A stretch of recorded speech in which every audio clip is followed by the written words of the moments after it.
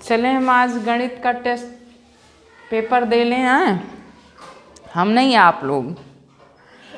और देख रहे हो, मैथ टेस्ट मतलब गणित का टेस्ट, और यम का मतलब मैक्सिमम मार्क्स 10 नंबर्स का है। तुम जानते हो कि टेस्ट तुम्हारे लिए क्यों ज़रूरी है? हाँ, टेस्ट क्यों ज़रूरी है ये जानना तुम्हारे लिए बहुत ज़रूरी है। तुम्हें लग कि हमारा वो होगा ना, टेस्ट का मतलब परीक्षण होगा, तो तुम्हारे लिए इतना ज़रूरी है, ये तुम्हारी प्रैक्टिस करवाता है। टेस्ट से तुमको बहुत सारे फ़ायदे होते हैं। एक तो तुम्हारा दिमाग खोलता है टेस्ट। जैसे ताला बंद है, अगर उसमें चाबी नहीं लगाते हो तो ताला खुलेगा? वैसे तुम्हारा दिमाग अगर नहीं खुलेगा, जब तक तुमसे प्रश्न नहीं पूछा जाएगा तब तक तुम अपने दिमाग पे जोर नहीं डालते हो।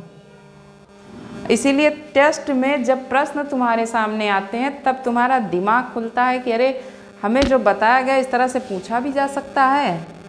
एक तो ये फ़ायदा हुआ। दूसरा फ़ायदा हुआ कि तुम प्रश्नों को समझना सीख जाते हो। क्या होता है? प्रश्नों को समझना सीख जाते हो। तीसरी बात, शब्द के अर्थ जान जाते हो, नहीं तो वो सब तुम्हारे लिए गौड़ हो जाता है। तो क्लास में पढ़ाया जाता है, तुम भूल जाते हो, लेकिन जब प्रश्न बन के तुम्हारे सामने आता है तब तुम शब्दों के अर्थ को खोजते हो कि इसका क्या मतलब है। तब तुम्हारे लिए टेस्ट बहुत ज़रूरी हो जाता है और तुम्हारे लिए फ़ायदेमंद होता है। वो तुम्हारे दिमाग को जगा देता है। नवोदय की तैयारी करने वाले बच्चों के लिए और भी ज़रूरी है। जितना प्रैक्टिस करोगे उतने तुम्हारा दिमाग इतना शार्प होगा, तेज होगा। जैसे चाकू है, कैंची है, अगर उस पर धार रखवा के और तुमने एक कोने में रख दिया, उसको यूज नहीं किया, तो वो क्या हो जाती है, उस पर जंग लग जाती है ना। और जब उससे लगातार काम लेते रहते हो तो शार्प बनी रहती है, उसकी धार तेज रहती है। वैसे तुम्हारा दिमाग है, अगर तुम अपने दिमाग से जितने काम लेते हो उतने दिमाग तुम्हारा तेज होता है। तो ये टेस्ट जो है ये तुम्हारे दिमाग पे शान रखता है, धार रखवाता है, तुम्हारी धार को बढ़ा देता है। अब देखो, 10 नंबर के टेस्ट पेपर में तुम्हें 10 मिनट का समय दिया जा रहा है।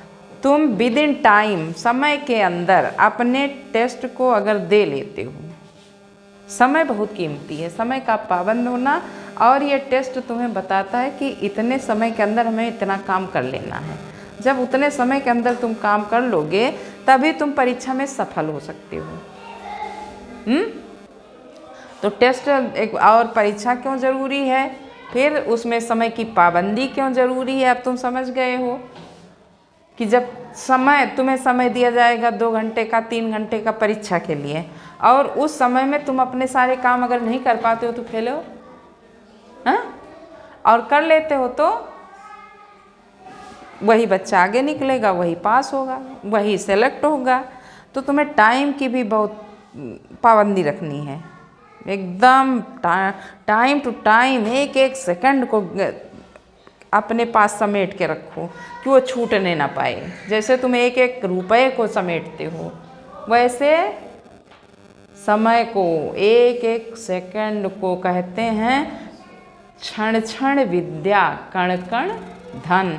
क्षण क्षण का मतलब सेकंड, सेकंड उससे भी कम समय, 1 सेकंड से भी कम समय क्षण होता है। जितनी पलक झपकते, तो जो पलक झपकने में जितना समय लगता है उतना भी समय तुमको परीक्षा में बचा के रखना है। ये बहुत ज़रूरी है।